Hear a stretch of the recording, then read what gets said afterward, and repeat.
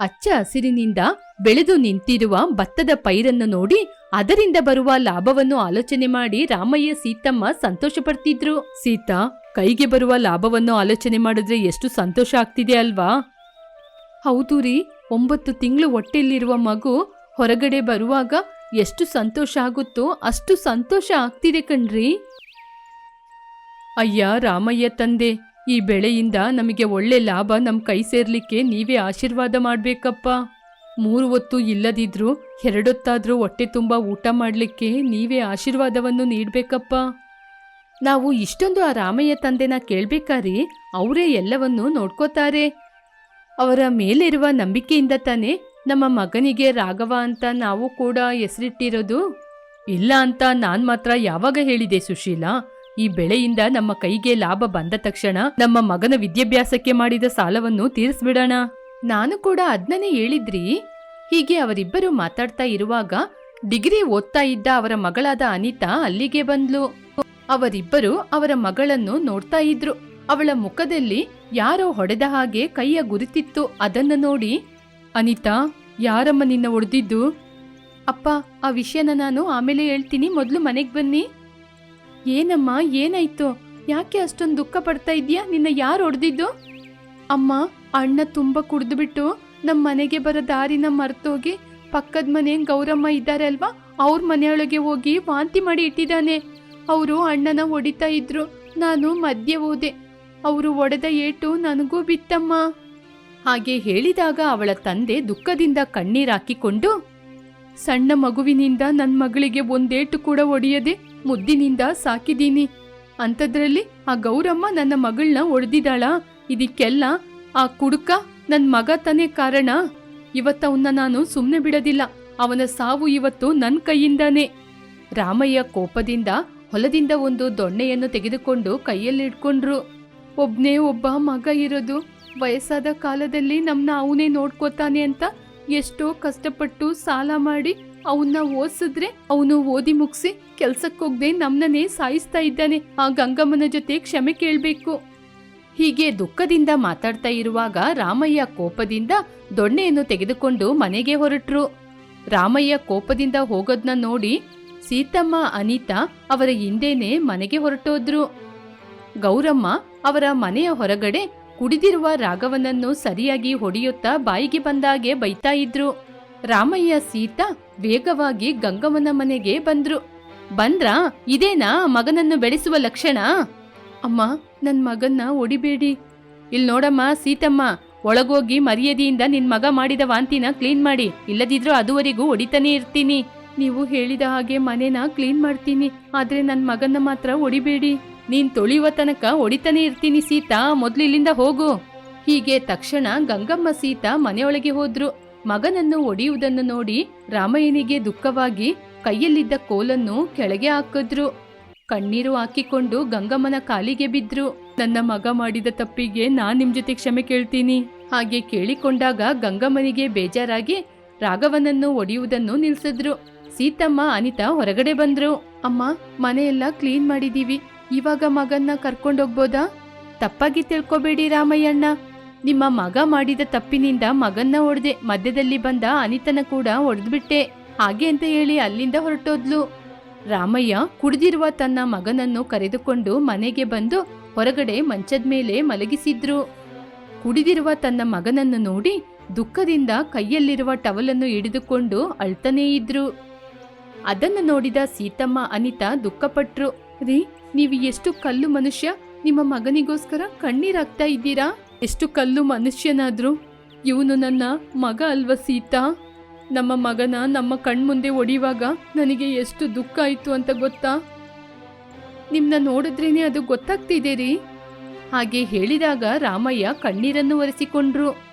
ಇನ್ನು ತಡ ಮಾಡೋದು ಬೇಡ ಸೀತಾ, ನಮ್ಮ ಮಗನಿಗೋಸ್ಕರ ಅವನಿಗೆ ಒಂದು ಹುಡುಗಿನ ನೋಡಿ ಮದ್ವೆ ಮಾಡೋಣ. ನಮ್ಮ ಮಗನ ಬಗ್ಗೆ ಗೊತ್ತಿರೋರು ಯಾರ್ರೀ ಇವನಿಗೆ ಹೆಣ್ಣು ಕೊಡ್ತಾರೆ? ಹಾಗೆ ಮಾತಾಡ್ತಾ ಇದ್ದಾಗ ಸೀತಮ್ಮನ ಅಣ್ಣ ಬಂದ್ರು. ಈ ಬಡ ಅಣ್ಣ ಸುಬ್ಬಯ್ಯ ಇದ್ದೀನಲ್ವ ತಂಗಿ? ಏನಣ್ಣ ನೀವು ಹೇಳ್ತಾ ಇರೋದು? ಹೌದಮ್ಮ, ವಾಸಂತಿ ನಿನ್ ಮಗನ ಮದ್ವೆ ಆಗ್ಬೇಕು ಅಂತ ತುದಿ ಕಾಲಲ್ಲಿ ನಿಂತಿದ್ದಾಳೆ. ಆದಷ್ಟು ಬೇಗ ಇವರಿಬ್ರಿಗೂ ಮದ್ವೆ ಮಾಡೋಣ. ಸಂತೋಷ ಮಾಧವಯ್ಯ, ನನ್ನ ಮಗನ ಬಗ್ಗೆ ಗೊತ್ತಿರುವ ಹುಡುಗಿನೇ ನನ್ನ ಮನೆಗೆ ಸೊಸೆಯಾಗಿ ಬರ್ತಾಳೆ ಅಂದ್ರೆ ಇದಕ್ಕಿಂತ ನನಗೆ ಏನು ಬೇಕು? ತುಂಬಾ ಸಂತೋಷ ಆಗ್ತಿದೆ. ತುಂಬಾ ಸಂತೋಷ ಬಾವ. ನನ್ನ ಜೊತೆ ಇರೋದ್ರಲ್ಲಿ ನನ್ನ ಮಗಳನ್ನ ಮದುವೆ ಮಾಡಿ ಕಳಿಸ್ಕೊಡ್ತೀನಿ. ಆದ್ರೆ ವರದಕ್ಷಿಣೆಯಾಗಿ ಕೊಡ್ಲಿಕ್ಕೆ ಮಾತ್ರ ನನ್ನ ಜೊತೆ ಏನೂ ಇಲ್ಲ. ಅಯ್ಯೋ ಬಾವ, ನಿಮ್ಮ ಮಗಳನ್ನ ಕೊಡದೆ ಹೆಚ್ಚು. ನಾವು ಹೋಗಿ ನಿಮ್ಮ ಜೊತೆ ವರದಕ್ಷಿಣೆ ಕೇಳ್ತೀವಾ? ನಿಮ್ಮ ಮಗಳನ್ನ ಮದುವೆ ಮಾಡಿ ಕೊಡಿ ಸಾಕು. ಹಾಗೆ ಹೇಳಿದ ತಕ್ಷಣ ಮಾಧವಯ್ಯ ಅಲ್ಲಿಂದ ಹೊರಟೋದ್ರು. ಹೀಗೆ ಎಲ್ಲರೂ ಕೂತು ಮಾತನಾಡಿ ಒಳ್ಳೆ ಮುಹೂರ್ತವನ್ನು ನೋಡಿ ಅವರಿಬ್ಬರಿಗೂ ಮದ್ವೆ ಮಾಡಿಸಿದ್ರು. ವಾಸಂತಿ ಅತ್ತೆ ಮನೆಗೆ ಬಂದ್ಲು. ಎಲ್ಲ ಅಡಿಗೆ ಕೆಲಸವನ್ನು ಮಾಡಿಕೊಂಡು ಅತ್ತೆ ಮಾವನ ತನ್ನ ನಾದ್ನಿಯನ್ನು ಕೂಡ ತುಂಬಾ ಚೆನ್ನಾಗಿ ನೋಡ್ಕೊಳ್ತಿದ್ಲು. ಒಂದು ದಿನ ಕುಡಿದು ಬಂದಿರುವ ತನ್ನ ಗಂಡನಿಗೆ ಮಜ್ಜಿಗೆಯನ್ನು ಮಾಡಿಕೊಟ್ಟು ಮಲಗಿಸಿದ್ಲು. ತನ್ನ ಗಂಡ ವಾಂತಿ ಮಾಡಿದ್ರು ಬೇಜಾರ್ ಮಾಡ್ಕೊಳ್ಳದೆ ಅದೆಲ್ಲವನ್ನು ಶುದ್ಧ ಮಾಡಿದ್ಲು. ಇದನ್ನೆಲ್ಲ ನೋಡಿದ ಅತ್ತೆ ದುಃಖದಿಂದ, ಅಮ್ಮ ವಸಂತಿ, ನಿನ್ನ ನೋಡಿ ಕೈ ಮುಗಿದ್ರಲ್ಲಿ ತಪ್ಪಿಲ್ಲಮ್ಮ. ಅತ್ತೆ, ಯಾಕತ್ತೆ ಹಾಗೆ ಮಾತಾಡ್ತಿದ್ದೀರಾ? ನಿಮ್ಮ ಅತ್ತೆ ಹೇಳೋದ್ ಕೂಡ ನಿಜಾನೇ ಅಮ್ಮ. ರಾಘವ ಒಬ್ಬ ಕುಡುಕ. ವಿಷಯ ಗೊತ್ತಿದ್ದು ನೀನವನ್ನ ಮದ್ವೆಯಾದೆ. ಅವನು ಕುಡಿದ ಮತ್ತಲ್ಲಿ ಏನ್ ಮಾಡ್ತಾನೆ ಅಂತ ಅವನಿಗೆ ಗೊತ್ತಿಲ್ಲ. ಅವನು ಏನೇ ಮಾಡಿದ್ರು ನೀನು ಸಹಿಸಿಕೊಂಡು ತಾಳ್ಮೆಯಿಂದ ಎಲ್ಲ ಕೆಲಸವನ್ನು ಮಾಡ್ತಾ ಇದೀಯ. ನಿನಗೆ ಕೈ ಮುಗಿಯದೆ ನಾವು ಬೇರೆ ಇನ್ನೇನಮ್ಮ ಮಾಡೋದು? ಮಾವ, ನಾನ್ ನಿಮ್ ಜೊತೆ ಒಂದ್ ವಿಷಯ ಹೇಳ? ಹೇಳಮ್ಮ. ದಯವಿಟ್ಟು ನನ್ ಗಂಡನ ಕುಡುಕ ಅಂತ ಮಾತ್ರ ಹೇಳ್ಬೇಡಿ ಮಾವ. ಅವರು ಇಂಜಿನಿಯರ್ ಓದಿದ್ದಾರೆ, ಆದ್ರೆ ಅವರಿಗೆ ಕೆಲಸ ಸಿಕ್ಕಿಲ್ಲ. ನಾನು ಓದಿ ನನ್ನ ತಂದೆ ತಾಯಿನ ಚೆನ್ನಾಗಿ ನೋಡ್ಕೊಳಕ್ಕಾಗಿಲ್ಲ ಅಂತ ನನ್ನ ಜೊತೆ ಹೇಳ್ಕೊಂಡು ಎಷ್ಟು ಸಲ ದುಃಖ ಪಟ್ಟಿದ್ದಾರೆ ಅಂತ ನಿಮಗೆ ಗೊತ್ತಿಲ್ಲ ಮಾವ. ಅವ್ರು ತುಂಬಾ ಪಾಪ. ಹೌದಮ್ಮ? ಹೌದು ಮಾವ. ಪಟ್ಟಣದಲ್ಲಿ ಅವರಿಗೆ ಕೆಲಸ ಮಾಡ್ಲಿಕ್ಕೆ ಕೆಲಸ ಇಲ್ಲ. ಇಲ್ಲೇ ಏನಾದ್ರೂ ಕೆಲಸ ಮಾಡೋಣ ಅಂದ್ರೆ ಆ ಕೆಲಸಗಳು ಅವರಿಗೆ ಮಾಡ್ಲಿಕ್ಕೂ ಗೊತ್ತಿಲ್ಲ. ಅದ್ರಿಂದನೇ ಮಾವಯ್ಯ ಆ ದುಃಖ ತಡ್ಕೊಳಕ್ಕಾಗದೆ ಪ್ರತಿದಿನ ಅವರು ಕುಡ್ಕೊಂಡೇ ಮನೆಗ್ ಬರ್ತಾರೆ. ನನಗೂ ಒಂದಿನ ಫೋನ್ ಮಾಡಿ, ವಾಸಂತಿ ನನ್ನ ಮದ್ವೆ ಮಾಡ್ಕೋತೀಯ ಅಂತ ಕೇಳಿದ್ರು. ನನ್ ಮೇಲೆ ಪ್ರೀತಿ ಇದೆ ಮಾವ, ಖಂಡಿತ ಅವರು ಬದ್ಲಾಗ್ತಾರೆ. ನಿನಗೆ ಅವನ ಮೇಲೆ ಅಷ್ಟೊಂದು ನಂಬಿಕೆ ಇದ್ರೆ ಅಷ್ಟು ಸಾಕಮ್ಮ ನಮ್ಗೆ. ಹೌದತ್ತೆ, ಮಾವ ಒಂದಲ್ಲ ಒಂದಿನ ಖಂಡಿತ ಬದ್ಲಾಗ್ತಾರೆ. ನಮಗೆ ಒಳ್ಳೆ ದಿನಗಳು ಬರುತ್ತೆ. ಅನಿತನಿಗೂ ನಾವು ಒಳ್ಳೆ ಸಂಬಂಧ ನೋಡಿ ಮದ್ವೆ ಮಾಡ್ತೀವಿ ನೋಡಿ. ವಾಸಂತಿ ಹೇಳಿದ ತಕ್ಷಣ ರಾಮಯ್ಯ ಸೀತಮ್ಮ ತುಂಬಾನೇ ಸಂತೋಷಪಟ್ರು. ಹೀಗೆ ಸ್ವಲ್ಪ ದಿನ ಕಳೆಯಿತು. ಒಂದು ದಿನ ರಾಮಯ್ಯ ಸೀತಮ್ಮ ಹೊಲದಲ್ಲಿ ಒಂದು ಗುಡಿಸಲು ಮನೆಯನ್ನು ನಿರ್ಮಾಣ ಮಾಡ್ತಾ ಇರುವಾಗ ವಾಸಂತಿ ಅವರಿಗೋಸ್ಕರ ಊಟ ತಂದ್ಲು. ಅತ್ತೆ, ಮಾವ, ಊಟ ತಂದಿದ್ದೀನಿ, ಬಂದು ಊಟ ಮಾಡಿ. ಹಾಗೆ ಕರೆದಾಗ ರಾಮಯ್ಯ ಸೀತಮ್ಮ ಬಂದು ಕೂತ್ಕೊಂಡ್ರು. ವಾಸಂತಿ ಅವರಿಗೆ ಊಟವನ್ನು ಬಡಿಸಿದ್ಲು. ಮಾವಯ್ಯ, ಯಾಕೆ ಹೊಲದತ್ರ ಗುಡಿಸಲು ಮನೆ ಕಟ್ತಾ ಇದ್ದೀರಾ? ಅದು ಏನು ಇಲ್ಲಮ್ಮ, ಮಳೆ ಬಿಸಿಲು ಬರ್ತದೆ ಅಲ್ವಾ, ಅದಕ್ಕೆ ಕೂತ್ಕೊಳ್ಳಕ್ಕೆ. ಯಾಕೆ ರೀ, ಸೊಸೆ ಜೊತೆನೆ ಸುಳ್ಳು ಹೇಳ್ತಾ ಇದ್ದೀರಾ? ಅವಳಿಗೆ ಗೊತ್ತಿಲ್ಲದೆ ಇರುವ ವಿಚಾರ ಏನಿದೆ ಹೇಳಿ. ಏನಾಯ್ತತ್ತೆ? ರಾಘವ ನಿಮ್ಮ ಮದುವೆಗೆ ಮುಂಚೆ ಕುಡಿಯಕ್ಕೆ ಹಣ ಇಲ್ಲ ಅಂತ ಮನೆಯ ಪತ್ರಗಳನ್ನು ತೆಗೆದುಕೊಂಡು ಹೋಗಿ ಸುಬ್ಬಯ್ಯನ ಜೊತೆ ಅಡ ಇಟ್ಬಿಟ್ಟು ಸಾಲ ಮಾಡಿ ಕುಡಿದು ಬಿಟ್ಟಿದ್ದಾನೆ. ಇವಾಗ ಸುಬ್ಬಯ್ಯ ಮನೆನ ಖಾಲಿ ಮಾಡಿ ಕೊಡಿ ಅಂತ ಹೇಳ್ತಾ ಇದ್ದಾರೆ. ಮನೆನ ನಾಳೆನೆ ಖಾಲಿ ಮಾಡಿ ಕೊಡ್ಬೇಕಲ್ವಾ, ಅದಕ್ಕೆ ಇಲ್ಲೇ ಒಂದು ಗುಡಿಸಲು ಕಟ್ತಾ ಇದ್ದೀವಿ. ಹೌದಾ ಮಾವಯ್ಯ, ಮನೆ ಕಟ್ತಾ ಇದ್ದೀರಾ? ಮಾಡಿ ಮಾಡಿ, ಬಾವ ಬೇಗ ಬದಲಾಗ್ತಾರೆ. ನಾವು ಈ ಮನೆಗೆ ಬೇಕಾದ ವಸ್ತುಗಳನ್ನ ಯಾವಾಗತ್ತೆ ತರೋದು? ಇವತ್ತೇ ತರ್ಬೇಕಮ್ಮ, ಗುಡಿಸಲು ಕಟ್ಟಿ ಮುಗಿಬೇಕಲ್ವಾ. ಅತ್ತೆ ಮಾವ, ನೀವಿಬ್ರು ತೀರ್ಮಾನ ಮಾಡಿದ್ರೆ ಅಷ್ಟೇ, ಬೇಗ ಕಟ್ಬಿಡ್ತೀರಾ. ಹೀಗೆ ಮಾತಾಡ್ಕೊಂಡೇ ಊಟ ಮಾಡಿದ್ರು. ಹೀಗೆ ಆ ದಿನ ಕಳೆಯಿತು. ಮರುದಿನ ಸುಬ್ಬಯ್ಯ ರಾಮಯ್ಯನ ಮನೆಗೆ ಬಂದು ನೋಡುವಾಗ ಅವರ ಮನೆ ಖಾಲಿಯಾಗಿತ್ತು. ಅವರೆಲ್ಲರೂ ಗುಡಿಸಲು ಮನೆಗೆ ಬಂದಿದ್ರು. ಆ ಹೊಲದಲ್ಲಿ ತರಕಾರಿಯನ್ನು ಮಾರಿಕೊಂಡು ಹೊಲವನ್ನು ನೋಡಿಕೊಂಡು ಅಲ್ಲೇ ಇದ್ರು. ಒಂದು ದಿನ ವಾಸಂತಿ ಮನೆಯೊಳಗೆ ಅಡುಗೆ ಮಾಡ್ತಾ ಇದ್ಲು. ರಾಮಯ್ಯ ಮತ್ತು ಸೀತಮ್ಮ ಹೊರಗಡೆ ಮಂಚದ ಮೇಲೆ ಕೂತ್ಕೊಂಡು ಮಾತನಾಡ್ತಿದ್ರು. ಅನಿತಾ ಹೊರಗಡೆ ಕೂತ್ಕೊಂಡು ಬೆಳಕಲ್ಲಿ ಓದ್ತಾ ಇದ್ಲು. ಆ ಸಮಯದಲ್ಲಿ ರಾಘವ ಮನೆಗೆ ಬಂದ. ರಾಘವನನ್ನು ನೋಡಿ ಎಲ್ಲರೂ ಆಶ್ಚರ್ಯಪಟ್ರು. ಅನಿತಾ, ಇಲ್ಲಿ ಬಂದು ನೋಡು, ನಿಮ್ಮ ಅಣ್ಣ ಬಂದಿದ್ದಾರೆ, ಇವತ್ತು ಕುಡ್ದಿಲ್ಲ. ಹಾಗೆ ಕರೆದಾಗ ಅನಿತಾ ಗುಡಿಸಲಿನಿಂದ ಹೊರಗೆ ಬಂದ್ಲು. ರಾಘವ ಎಲ್ಲರನ್ನು ನೋಡಿ, ಅಪ್ಪ, ಅಮ್ಮ, ವಾಸಂತಿ, ಅನಿತಾ, ನಾನು ಓದಿರುವ ವಿದ್ಯಾಭ್ಯಾಸಕ್ಕೆ ನನಗೆ ಕೆಲಸ ಸಿಕ್ಕಿಲ್ಲ ಅಂತ ನಾನು ಇಷ್ಟು ದಿನ ಕುಡಿದು ಹೀಗಾಗ್ಬಿಟ್ಟೆ. ನಿನ್ನೆ ನಡೆದ ವಿಚಾರ ನನ್ನ ಟೋಟಲ್ ಆಗಿ ಬದಲಾಯಿಸ್ಬಿಡ್ತು. ಇನ್ನು ಮುಂದೆ ನಾನು ಕುಡಿಯೋದಿಲ್ಲ ವಾಸಂತಿ, ನನ್ನನ್ನು ನಂಬಿ. ಹಾಗೆ ಅಂತ ಹೇಳಿ ವಾಸಂತಿ ಮೇಲೆ ಪ್ರಮಾಣ ಮಾಡಿದ. ನಿನ್ನೆ ನಡೆದ ವಿಚಾರನ? ಏನಪ್ಪ ಅದು? ಅದು ಏನು ಅಂತ ಮಾತ್ರ ನನ್ನ ಜೊತೆ ಕೇಳ್ಬೇಡಿ ಅಮ್ಮ. ಇನ್ಮುಂದೆ ನಾನು ಕುಡಿಯೋದಿಲ್ಲ. ಹೀಗೆ ಅಂದಿನಿಂದ ರಾಘವ ಕಷ್ಟಪಟ್ಟು ಎಲ್ಲ ಕೆಲಸವನ್ನು ಮಾಡಿಕೊಂಡು ತನ್ನ ಕುಟುಂಬವನ್ನು ನೋಡ್ಕೊಳ್ತಾ ಇದ್ದ. ಹೀಗೆ ಇರುವುದರಲ್ಲಿ ಆ ಕುಟುಂಬ ಸಂತೋಷವಾಗಿತ್ತು. ರೀ, ನಾವು ಸಿಟಿಗೆ ಬಂದು ಎಷ್ಟು ದಿನ ಆಯ್ತು, ಆದ್ರೂ ಕೂಡ ಗ್ರಾಮದಲ್ಲಿರುವ ಅತ್ತೆ ಮಾವನ ನಾವು ಇಲ್ಲಿ ಬರ್ಲಿಕ್ಕೆ ಹೇಳಲೇ ಇಲ್ಲ. ಒಂದ್ಸಲ ಅತ್ತೆ ಮಾವನ ಇಲ್ಲಿ ಬರ್ಲಿಕ್ಕೆ ಹೇಳಿ. ಹೀಗೆ ವಾಣಿ ತನ್ನ ಗಂಡನಾದ ಆಕಾಶಿಗೆ ಹೇಳಿದ್ಲು. ಆವಾಗ ಆಕಾಶ್, ಇಲ್ಲಿ ನೋಡು ವಾಣಿ, ನಮ್ಗೆ ಸಿಟಿ ಫಸ್ಟು ಸೆಟ್ ಆಗ್ಬೇಕು, ಆ ನಂತರ ತಂದೆ ತಾಯಿನ ಪಟ್ನಕ್ಕೆ ಬರ್ಲಿಕ್ಕೆ ಹೇಳ್ಬೇಕು ಅಂತ ನನ್ನ ಮನ್ಸಲ್ಲಿ ನಾನು ಸ್ವಲ್ಪ ದಿನದಿಂದ ಆಲೋಚನೆ ಮಾಡ್ತಾನೆ ಇದ್ದೀನಿ. ಆದ್ರೆ ನನಗಿಂತ ಮುಂಚೆ ನೀನೇ ಆಲೋಚನೆ ಮಾಡಿ ಅವ್ರನ್ನ ಕರ್ದಿದೀಯಾ. ಮತ್ಯಾಕೆ ರೀ ನೀವು ಇಷ್ಟು ದಿನ ತಡ ಮಾಡಿದ್ರಿ? ಸರಿ, ಅವ್ರನ್ನ ಬರ್ಲಿಕ್ಕೆ ಹೇಳಿ, ಸ್ವಲ್ಪ ದಿನ ಬಂದು ಇಲ್ಲಿ ಸಂತೋಷವಾಗಿದ್ದೋಗ್ಲಿ ಹಾಗೆ ಅಂತ ಹೇಳಿದ್ಲು ವಾಣಿ. ವಾಣಿ ಹೇಳಿದ ಹಾಗೆ ಆಕಾಶ್ ಅವನ ತಂದೆ ತಾಯಿಗೆ ಕಾಲ್ ಮಾಡಿದ. ಹಲೋ ಅಪ್ಪ, ನಾನು ಆಕಾಶ್ ಮಾತಾಡ್ತಿದ್ದೀನಿ. ಆಕಾಶ್, ಹೇಗಪ್ಪ ಇದ್ದೀಯಾ? ನಾನು ಚೆನ್ನಾಗಿದ್ದೀನಪ್ಪ, ನೀವೇಗಿದ್ದೀರಾ? ನಮಗೇನಪ್ಪ, ನಾವು ತುಂಬಾ ಚೆನ್ನಾಗಿದ್ದೀವಿ. ಹೀಗೆ ಅವರು ಮಾತಾಡ್ತಾ ಇರುವಾಗ ಅಲ್ಲಿಗೆ ಬಂದ ಆಕಾಶ್ ತಾಯಿಯಾದ ಸಾವಿತ್ರಿ, ಯಾರ್ರೀ, ಯಾರ್ ಫೋನಲ್ಲಿ? ನಮ್ಮ ಮಗ ಕಣಮ್ಮ. ಹೌದಾ, ಸರಿ, ಫೋನ್ ಕೊಡ್ರಿ, ನಾನು ಮಾತಾಡ್ತೀನಿ. ಹೀಗೆ ಸಾವಿತ್ರಮ್ಮ ತನ್ನ ಗಂಡನ ಬಳಿಯಿಂದ ಫೋನ್ನ ತೆಗೆದುಕೊಂಡು ಅವರ ಮಗನಾದ ಆಕಾಶ್ ಜೊತೆ ಮಾತಾಡಿದ್ರು. ಆಕಾಶ್, ಚೆನ್ನಾಗಿದ್ಯಪ್ಪ? ಸೊಸೆ ಹೇಗಿದ್ದಾಳೆ? ನಾವು ಚೆನ್ನಾಗಿದ್ದೀವಮ್ಮ. ಸರಿ ತಗೊಳ್ಳಿ, ನಿಮ್ ಸೊಸೆ ಜೊತೆನೆ ಮಾತಾಡಿ. ಹಾಗೆ ಹೇಳಿ ಆಕಾಶ್ ಫೋನ್ನ ವಾಣಿ ಕೈಯಲ್ಲಿ ಕೊಟ್ಟ. ವಾಣಿ ಫೋನ್ನ ತಗೊಂಡು, ಹಲೋ ಅತ್ತೆ, ಹೇಗಿದ್ದೀರತ್ತೆ? ಚೆನ್ನಾಗಿದ್ದೀರಾ? ಚೆನ್ನಾಗಿದ್ದೀನಮ್ಮ. ಸರಿ ಸರಿ, ಇವಾಗಾದ್ರೂ ನೀನು ಅಡಿಗೆ ಮಾಡ್ಲಿಕ್ಕೆ ಕಲ್ತ್ಕೊಂಡ ಅಥವಾ ಹೋಟೆಲ್ನಿಂದ ತಂದು ತಿಂತ ಇದ್ದೀಯಾ? ಹಾಗೆ ಸಾವಿತ್ರಿ ಕೇಳಿದ ತಕ್ಷಣ ವಾಣಿ ನಗುತ್ತಾ, ಅಯ್ಯಯ್ಯೋ ಇಲ್ಲ ಅತ್ತೆ, ಇವಾಗ ಮನೆಯಲ್ಲೇ ಅಡಿಗೆ ಮಾಡಿ ಊಟ ಮಾಡ್ತಿದ್ದೀವಿ. ಒಳ್ಳೆ ಕೆಲಸ ಮಾಡಿದೀಯ ವಾಣಿ. ಅತ್ತೆ, ಮುಂದಿನ ವಾರ ಮಾವ ನೀವು ಸಿಟಿಗೆ ಬರ್ಬೇಕು. ನಾವು ಸಿಟಿಗೆ ಬಂದು ಇಷ್ಟು ದಿನ ಆದ್ರೂ ಕೂಡ ನೀವು ಬರ್ಲೇ ಇಲ್ಲ. ತನ್ನ ಅತ್ತೆಯಾದ ಸಾವಿತ್ರಮ್ಮನ ಬಳಿ ಕೇಳಿದ್ಲು. ಆಗ ಸಾವಿತ್ರಮ್ಮ, ಸರಿ ಅಮ್ಮ, ನಾವು ಕೂಡ ಬರೋಣ ಅಂತಾನೆ ಆಲೋಚನೆ ಮಾಡ್ತಾ ಇದ್ದೋ, ಅಷ್ಟ್ರಲ್ಲಿ ನೀನೇ ಕರೆದ್ಬಿಟ್ಟೆ, ನಾನ್ ಬರದೇ ಇರ್ತೀನಾ? ಹಾಗೆ ಹೇಳಿ ಕಾಲ್ನ ಕಟ್ ಮಾಡಿದ್ರು. ಏನ್ ಸಾವಿತ್ರಿ, ಸೊಸೆ ಏನ್ ಹೇಳ್ತಿದ್ದಾಳೆ? ನಮ್ನ ಊರಿಗೆ ಬರಕ್ ಹೇಳ್ತಿದ್ದಾಳೆ ರೀ. ಓಹೋ ಹೌದಾ, ಇಲ್ಲದಿದ್ರೇನೆ ಊರಿಗೆ ಹೋಗ್ಬೇಕು ಅಂತ ಹೇಳ್ತಾ ಇದ್ದೆ. ಇವಾಗ ನೀನ್ ಸೊಸೆನೇ ಕಾಲ್ ಮಾಡಿ ಕರಿತಾ ಇದ್ದಾಳೆ, ಇನ್ನು ನೀನು ಸುಮ್ನಿರ್ತೀಯಾ? ಹಾಗೆ ಹೇಳಿದಾಗ ಸಾವಿತ್ರಿ ನಗ್ತಾ ಇದ್ಲು. ಆ ನಂತರ ಅವರಿಬ್ಬರು ಹೊರಟು ಸಿಟಿಯಲ್ಲಿರುವ ಮಗನ ಮನೆಗೆ ಹೋದ್ರು. ಹೋಗ್ಬೇಕಾದ್ರೆ ಅಡುಗೆಗೆ ಬೇಕಾದ ತರಕಾರಿ ದವಸ ಧಾನ್ಯಗಳನ್ನ ತಗೊಂಡೋದ್ರು. ಅದನ್ನು ನೋಡಿದ ವಾಣಿ ಹೀಗೆ ಕೇಳಿದ್ಲು, ಅತ್ತೆ, ಏನತ್ತೆ ಆ ಮೂಟೆಯಲ್ಲಿ? ಏನ್ ತಂದಿದ್ದೀರಾ ನೀವು? ಅದಮ್ಮ, ನಾವು ಊರಿಂದ ಬರುವಾಗ ತರಕಾರಿ ಸ್ವಲ್ಪ ದವಸ ಧಾನ್ಯಗಳನ್ನೆಲ್ಲ ಅಲ್ಲಿಂದನೇ ತಗೊಂಬಂದಿದೀವಿ. ಈ ಪಟ್ಟಣದಲ್ಲಿ ನೀವು ಯಾವಾಗ ಹೋಗಿ ತರಕಾರಿ ತಗೊಳ್ಳೋದು, ದವಸ ಧಾನ್ಯಗಳನ್ನ ತಗೊಳ್ಳೋದು? ಅದಕ್ಕೆ ನಾವೇ ತಗೊಂಬಂದಿದೀವಿ. ಹೀಗೆ ಸಾವಿತ್ರಿ ಹೇಳಿದಾಗ, ಅಯ್ಯೋ ಅತ್ತೆ, ಈ ಪಟ್ಟಣಕ್ಕೆ ಕೂಡ ನಮ್ಮ ಗ್ರಾಮದಿಂದನೇ ಬರದತ್ತೆ. ಆದ್ರೂ ಕೂಡ ನಮಗೋಸ್ಕರ ನೀವು ಪ್ರೀತಿಯಿಂದ ತಗೊಂಬಂದಿದ್ದೀರಾ, ನಮ್ಗೆ ತುಂಬಾ ಸಂತೋಷ.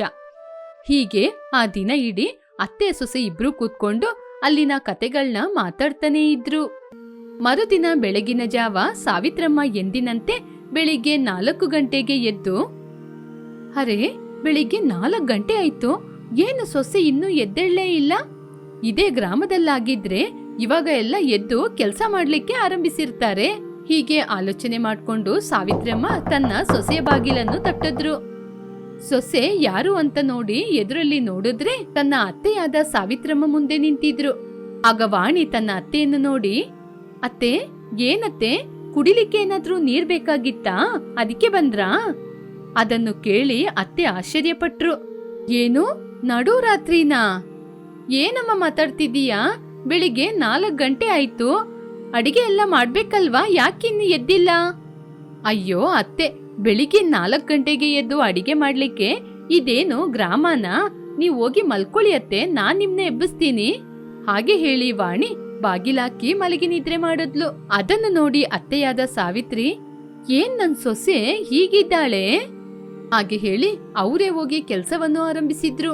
ಹೀಗೆ ಸೊಸೆಯಾದ ವಾಣಿ ಎದ್ದು ನೋಡ್ಬೇಕಾದ್ರೆ ತನ್ನ ಅತ್ತೆ ಪಾತ್ರೆ ಎಲ್ಲ ತೊಳೆದು ಅಂಗಳಕ್ಕೆ ರಂಗೋಲಿಯನ್ನು ಹಾಕಿ ಎಲ್ಲಾ ಕೆಲ್ಸವನ್ನು ಮಾಡಿ ಮುಗಿಸಿದ್ರು. ಅದನ್ನು ನೋಡಿ ವಾಣಿ, ಅಯ್ಯೋ ಅತ್ತೆ, ಏನತ್ತೆ ಇದು ಎಲ್ಲ ಕೆಲ್ಸ ನೀವೇ ಮಾಡಿದೀರಾ, ನಾನು ಹೋಗಿ ಮಲ್ಕೊಳ್ಳಿ ಅಂತ ತಾನೇ ಹೇಳಿದ್ದು. ಆಗ ಅತ್ತೆಯಾದ ಸಾವಿತ್ರಿ, ಏನಮ್ಮ ಸೊಸೆ, ಇಷ್ಟೊತ್ತಿಗೆ ಎದ್ರೆ ನೀನ್ ಯಾವಾಗ ಅಡಿಗೆ ಮಾಡೋದು, ಆ ನಂತರ ಯಾವಾಗ ಹೊರಟು ನೀನು ಆಫೀಸಿಗೆ ಕೆಲ್ಸಕ್ಕೆ ಹೋಗೋದು? ಓ ಅದ ಅತ್ತೆ, ಈ ಕೆಲ್ಸವನ್ನೆಲ್ಲ ನಾನ್ ಮಾಡೋದಿಲ್ಲ ಅತ್ತೆ, ಮನೆ ಕೆಲ್ಸಕ್ಕೆ ಒಬ್ಳು ಬರ್ತಾಳೆ, ಅವಳೆ ಎಲ್ಲ ಕೆಲ್ಸವನ್ನು ಮಾಡಿಟ್ಟು ಹೋಗ್ತಾಳೆ. ಏನು ಕೆಲ್ಸದವಳ? ಹಾಗಾದ್ರೆ ಅಡಿಗೆ ಕೆಲ್ಸನ ಯಾರಮ್ಮ ಮಾಡೋದು? ಅದು ಕೂಡ ಕೆಲ್ಸದವಳೆ ಮಾಡ್ತಾಳೆ ಅತ್ತೆ. ಹೀಗೆ ಸೊಸೆ ತುಂಬಾ ಸಿಂಪಲ್ ಆಗಿ ಹೇಳಿದ್ಲು. ಅವಳ ಮಾತನ್ನು ಕೇಳಿ ಸಾವಿತ್ರಿ ಅಮ್ಮ, ಏನಮ್ಮ ವಾಣಿ, ಹಾಗಾದ್ರೆ ಇಷ್ಟು ದಿನ ನೀವೆಲ್ರೂ ಕೆಲ್ಸದವಳು ಮಾಡಿದ ಅಡಿಗೆಯನ್ನೇ ಊಟ ಮಾಡ್ತಿದ್ರಾ? ಅಯ್ಯೋ ಅತ್ತೆ, ನಾವಿಬ್ರು ಜಾಬಿಗೆ ಹೋಗ್ತಿದ್ದೀವಲ್ವಾ, ನಮಗೆ ಮನೆ ಕೆಲ್ಸವನ್ನೆಲ್ಲ ಮಾಡ್ಲಿಕ್ಕೆ ಟೈಮೇ ಇಲ್ಲತ್ತೆ, ಅದ್ರಿಂದನೇ ಕೆಲ್ಸಕ್ಕೆ ಜನ ಇಟ್ಕೊಂಡಿರೋದು. ಹೌದೌದು, ಇಷ್ಟೊತ್ತಿಗೆ ಎದ್ರೆ ನೀನ್ ಯಾವಾಗ ಎದ್ದೇಳೋದು, ಯಾವಾಗ ಅಡಿಗೆ ಮಾಡೋದು? ಯಾರೋ ಒಬ್ಳು ಮಾಡುವ ಅಡಿಗೆನ ನೀವು ಇಷ್ಟು ದಿನ ಊಟ ಮಾಡ್ಕೊಂಡಿದ್ದೀರಾ, ಹಾಗೆ ತಾನೇ? ಇಂದಿನಿಂದ ಕೆಲ್ಸದವಳು ಬೇಡ ಅಂತ ಹೇಳು, ನೀನೇ ಎಲ್ಲ ಅಡಿಗೆಯನ್ನು ಮಾಡಿಟ್ಟು ಹೋಗು. ಏನತ್ತೆ ಹಾಗೆ ಹೇಳ್ತಾ ಇದ್ದೀರಾ, ನನ್ಗೆ ಅಷ್ಟೊಂದು ಸಮಯ ಇರೋದಿಲ್ಲತ್ತೆ. ಹಾಗೆ ಹೇಳಿದಾಗ ವಾಣಿಯ ಗಂಡ ಆಕಾಶ್ ವಾಣಿನ ಹತ್ರ ಕರೆದು ಹೀಗೆ ಹೇಳ್ದ, ಇಲ್ ನೋಡು ವಾಣಿ, ತಾಯಿ ಮಾತನ್ನು ಕೇಳ್ಕೊಂಡು ಸ್ವಲ್ಪ ದಿನ ಅಡ್ಜಸ್ಟ್ ಮಾಡ್ಕೊಂಡಿರು. ಅವ್ರು ಇಲ್ಲಿರೋದು ಒಂದು 10 ದಿನನೋ 15 ದಿನನೋ, ಆಮೇಲೆ ಅವ್ರು ಹೋದ್ಮೇಲೆ ನೀನು ಎಂದಿನಂತೆ ಕೆಲ್ಸದವಳನ್ನ ಇಟ್ಕೋ. ಹಾಗೆ ತನ್ನ ಗಂಡ ಆಕಾಶ್ ಹೇಳುವುದನ್ನು ಕೇಳಿ ತನ್ನ ಗಂಡ ಹೇಳುವುದು ಕೂಡ ಸರಿ ಅಂತ ಒಪ್ಕೊಂಡ್ಲು. ಹೌದು ರೀ, ನಾನು ಈ ರೀತಿ ಆಲೋಚನೆ ಮಾಡ್ಲೇ ಇಲ್ಲ ನೋಡಿ. ಹಾಗೆ ಅಂತ ಒಪ್ಕೊಂಡು ತನ್ನ ಅತ್ತೆಯ ಬಳಿ ಹೋಗಿ, ಸರಿ ಅತ್ತೆ, ನೀವು ಹೇಳಿದ ಹಾಗೆ ಇನ್ ಮುಂದೆ ನಾನೇ ಅಡಿಗೆ ಮಾಡ್ತೀನಿ, ಕೆಲ್ಸದವಳನ್ನ ನಿಲ್ಸ್ಬಿಡ್ತೀನಿ.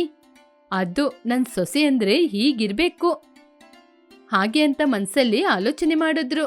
ಆ ನಂತರ ವಾಣಿ ಕೆಲ್ಸದವಳನ್ನು ಒಂದು 10 ದಿನಕ್ಕೆ ಕೆಲ್ಸಕ್ಕೆ ಬರ್ಬೇಡ ಅಂತ ಹೇಳಿದ್ಲು. ಆ ನಂತರ ಅವಳೇ ಅಡಿಗೆ ಮಾಡಲು ಆರಂಭಿಸಿದ್ಲು. ಅದನ್ನು ನೋಡಿದ ಸಾವಿತ್ರಿ, ಏನಮ್ಮ ವಾಣಿ, ಇಲ್ಲಿ ನೀನು ಅಡಿಗೆನ ಸ್ಟವ್ ಮೇಲೆ ಮಾಡದಾ? ಹೀಗೆ ಸಂದೇಹದಿಂದನೇ ಕೇಳಿದ್ಲು. ಹೌದತ್ತೆ, ಟೇಸ್ಟ್ ಚೆನ್ನಾಗೇ ಇರುತ್ತೆ, ಈ ಸಿಟಿಯಲ್ಲೆಲ್ಲ ಹೀಗೇನೆ ಅತ್ತೆ, ಸ್ಟವ್ ಅಲ್ಲೇ ಅಡಿಗೆ ಮಾಡೋದು. ಹಾಗೆ ಹೇಳಿ ಎಲ್ಲರಿಗೂ ಅಡಿಗೆಯನ್ನು ಮಾಡಿ ಬಡಿಸಿದ್ಲು. ಅತ್ತೆಯಾದ ಸಾವಿತ್ರಿ ಸೊಸೆ ಮಾಡಿದ ಅಡಿಗೆಯನ್ನು ತಿಂದು, ಏನಮ್ಮ ಸೊಸೆ, ಇದ್ರಲ್ಲಿ ಉಪ್ಪು ಖಾರ ಹುಳಿ ಏನೂ ಇಲ್ಲ, ಇದನ್ನ ಹೇಗೆ ತಿಂತೀರಾ? ನಾನು ಅದಕ್ಕೇನೆ ಹೇಳಿದ್ದು, ಈ ರೀತಿ ಸ್ಟವ್ ಅಲ್ಲಿ ಅಡಿಗೆ ಮಾಡಿದ್ರೆ ರುಚಿ ಚೆನ್ನಾಗಿರೋದಿಲ್ಲ ಅಂತ. ಸರಿ ಸರಿ, ಇನ್ನೇನ್ ಮಾಡೋದು, ಸರಿ ತಿಂತೀನಿ ಬಿಡು. ಅತ್ತೆ ಮಾತು ಕೇಳಿದ ವಾಣಿಗೆ ತುಂಬಾನೇ ಕೋಪ ಬಂತು, ಆದ್ರೂ ಏನ್ ಮಾತಾಡ್ಲಿಲ್ಲ. ಹೀಗೆ ಗಂಡ ಹೆಂಡತಿ ಇಬ್ರು ಹೊರಟು ಆಫೀಸಿಗೆ ಹೋದ್ರು. ಆಗ ಸಾವಿತ್ರಿ ತನ್ನ ಗಂಡನಾದ ಭೂಪತಿಯ ಬಳಿ, ರೀ, ನಮ್ ಸೊಸೆಗೆ ಅಡಿಗೆ ಮಾಡ್ಲಿಕ್ಕೆ ಸ್ವಲ್ಪ ಕೂಡ ಗೊತ್ತಿಲ್ಲ ರೀ. ಈ ರೀತಿ ಇವಳು ಅಡಿಗೆ ಮಾಡಿದ್ರೆ ಹೇಗೆ ರೀ ಎಲ್ರೂ ತಿಂತಾರೆ? ನಮ್ಮ ಗ್ರಾಮದಲ್ಲಿ ಹೇಗೆ ಅಡಿಗೆ ಮಾಡ್ತೀವಿ ಅಂತ ಅಡಿಗೆನ ಇವಳಿಗೆ ಹೇಳಿಕೊಡ್ಬೇಕು. ಸರಿ ಸಾವಿತ್ರಿ, ಇನ್ನು ಯಾಕೆ ತಡ ಮಾಡ್ತೀಯಾ, ನಿನ್ನ ಅಡುಗೆನ ಆರಂಭಿಸು. ಏನ್ರಿ ಆರಂಭಿಸು ಅಂದ್ರೆ ನಾನು ಒಬ್ಳೆ ಮಾಡ್ಬೇಕು ಅಂತನಾ? ನಾನು ಹೇಳಕ್ ಬಂದಿದ್ದು ಹಾಗೆ ಅಲ್ಲ ಸಾವಿತ್ರಿ. ಸರಿ ಸರಿ ಹೇಳು, ಏನ್ ಮಾಡ್ಬೇಕು ಅಂತ. ಹಾಗೆ ಹೇಳಿ ಸಾವಿತ್ರಿ ಆ ಕಡೆ ಈ ಕಡೆ ನೋಡಿ ಹೊರಗೆಯಿಂದ ಒಂದು ಕಲ್ಲನ್ನು ತೆಗೆದುಕೊಂಡು ಬರಲು ಹೇಳಿದ್ಲು. ಇಲ್ ನೋಡ್ರಿ, ಅಲ್ಲಿ ಹೊರಗಡೆ ಕಲ್ಲಿದೆ, ಅದ್ನ ತಗೊಂಬನ್ನಿ. ಹಾಗೆ ಹೇಳಿದಾಗ ಸಾವಿತ್ರಿಯಮ್ಮ ಗಂಡ ಕಲ್ಲನ್ನು ತೆಗೆದುಕೊಂಡು ಬಂದು ಮಸಾಲನ ಅರಿಯಲು ನೋಡಿದ್ರು. ಆ ನಂತರ ಸಾವಿತ್ರಿ 3 ಕಲ್ಲುಗಳನ್ನಿಟ್ಟು ಅಡಿಗೆ ಮಾಡಲು ಆರಂಭಿಸಿದ್ಲು. ಸೌದೆ ಒಲೆಯಲ್ಲಿ ಅಡಿಗೆ ಮಾಡೋಣ ಅಂತ ಅಡುಗೆನ ಆರಂಭಿಸಿದ್ಲು. ಹೀಗೆ ಸೌದೆಯಿಂದ ಬರುವ ಹೊಗೆಯಿಂದ ಮನೆ ತುಂಬಾನೇ ಹೊಗೆ ತುಂಬಿಕೊಳ್ತು. ಅದನ್ನು ನೋಡಿದ ಹೊರಗೆ ಇದ್ದ ಜನರು, ಅಯ್ಯಯ್ಯೋ, ಈ ಮನೆಯಲ್ಲಿ ಏನೋ ಬೆಂಕಿ ಹಿಡಿದಿದೆ ಅನ್ಸುತ್ತೆ, ಹಾಗೆ ಅಂತ ಹೇಳಿ ಫೈರ್ ಇಂಜಿನಿಗೆ ಕಾಲ್ ಮಾಡಿದ್ರು. ಆಗ ಸಮಯಕ್ಕೆ ಅಲ್ಲಿ ಫೈರ್ ಇಂಜಿನ್ ಕೂಡ ಬಂತು. ಜೊತೆಗೆ ಸೊಸೆಯಾದ ವಾಣಿ ಕೂಡ ಬಂದ್ಲು. ತನ್ನ ಮನೆಯ ಹೊರಗಡೆ ಇರುವ ಜನರನ್ನು ನೋಡಿ, ಅಯ್ಯೋ ಏನಾಯ್ತು? ನಿಮ್ಮ ಮನೆಯಿಂದ ಹೊಗೆ ಬರ್ತಾ ಇದೆ, ಅದಕ್ಕೇನೆ ಫೈರ್ ಇಂಜಿನಿಗೆ ಕಾಲ್ ಮಾಡಿದೀನಿ. ಹಾಗೆ ಹೇಳಿದಾಗ ಮನೆಯನ್ನು ನೋಡಿ ವಾಣಿ, ಅಯ್ಯಯ್ಯೋ, ಮನೆಯಲ್ಲಿ ನನ್ನ ಅತ್ತೆ ಮಾವ ಇದ್ದಾರೆ, ಏನಾದ್ರು? ಹಾಗೆ ಅಂತ ಹೇಳಿ ವೇಗವಾಗಿ ಮನೆಯೊಳಗೆ ಹೋದ್ಲು. ಅಲ್ಲಿ ಅತ್ತೆ ಮಾವ ಇಬ್ರು ಸೌದೆ ಒಲೆಯಲ್ಲಿ ಅಡಿಗೆ ಮಾಡ್ತಿರುವುದನ್ನು ನೋಡಿದ್ಲು. ಅದನ್ನು ನೋಡಿದ ವಾಣಿ, ಅಯ್ಯೋ ಅತ್ತೆ, ಏನ್ ಮಾಡ್ತಿದ್ದೀರಾ? ಬಾಮ್ಮ, ನಿನಗೋಸ್ಕರನೇ ಚೆನ್ನಾಗಿ ಸಾರ್ ಮಾಡ್ತಾ ಇದ್ದೀನಿ. ಅಯ್ಯೋ ಅತ್ತೆ, ಈಗೇನ ಅಡಿಗೆ ಮಾಡೋದು? ನಿಮ್ಮಿಂದ ಹೊರಗಡೆ ಎಷ್ಟು ದೊಡ್ಡ ಜಗಳ ನಡೀತಾ ಇದೆ ಅಂತ ಗೊತ್ತಾ? ಹೀಗೆ ಹೊರಗಡೆ ಹೋಗಿ ನಡೆದ ವಿಚಾರವನ್ನು ಹೇಳಿ ಮನೆಯೊಳಗೆ ಬಂದು ಅತ್ತೆ ಮಾವನ ಬೈತಾ ಇದ್ಲು. ಆ ನಂತರ ಸರಿ ಅಂತ ಹೇಳಿ ಸಾವಿತ್ರಮ್ಮ ಮಾಡಿದ ಅಡಿಗೆಯನ್ನು ತಿನ್ನಲು ಆರಂಭಿಸಿದ್ಲು. ಆಹಾ ಅತ್ತೆ, ಅಡುಗೆ ಎಷ್ಟು ಚೆನ್ನಾಗಿದೆ. ನಾನು ಇಷ್ಟು ದಿನ ಈ ರೀತಿ ಒಂದು ಒಳ್ಳೆ ಅಡಿಗೆನ ತಿನ್ಲೇ ಇಲ್ಲ. ಹಾಗೆ ಹೇಳಿ ನಡೆದ ವಿಚಾರಕ್ಕಾಗಿ ಕ್ಷಮೆ ಕೇಳಿದ್ಲು.